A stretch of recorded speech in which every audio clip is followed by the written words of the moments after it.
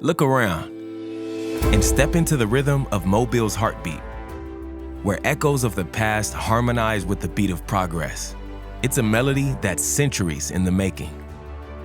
When I think about the history of the Mobile Chamber, I think of the thousands of members and leaders who've helped to move this area forward, who picked up the heavy lift projects and made them a reality.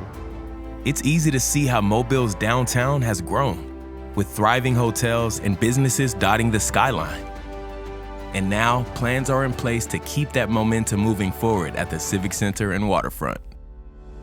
The Chamber's Leaders Exchange trip happens once a year. Over 100 members of the Mobile business and civic community go to another city to bring back ideas for Mobile.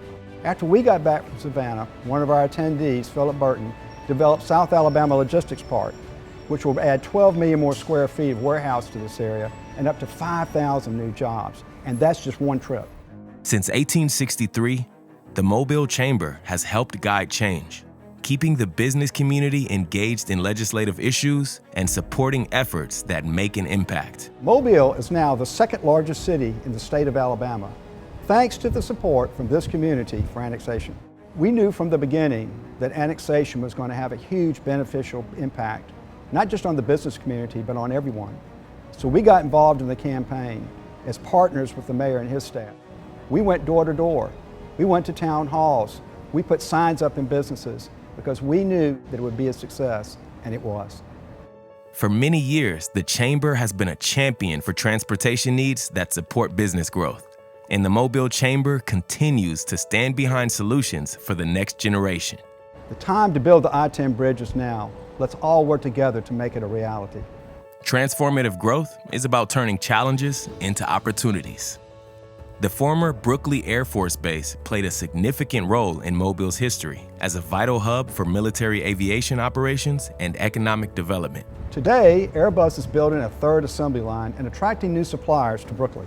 Mobile is on its way to become the fourth largest producer of commercial aircraft in the world, and that's less than 10 years after the first plane rolled off the assembly line. Nearby, construction is underway on the new Mobile International Airport, which will make air travel in this area more convenient, both for travelers and business people. Moving the airport to downtown is a big deal. We know that there are corporate headquarters thinking about coming here, but won't do it until they know that we've got a better site for our airport and that we've got more destinations. There's a similar story along Mobile's working waterfront. The Alabama Dry Dock and Shipbuilding Company served as an anchor for Mobile's maritime heritage, contributing to the city's industrial prowess in both world wars.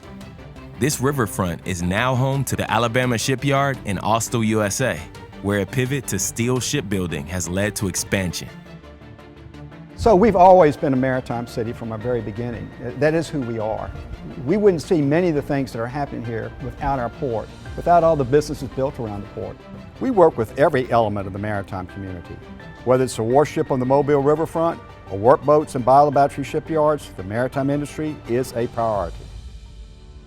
We're seeing growth in every sector of our economy here in the Mobile area. We're announcing hundreds of jobs at a time.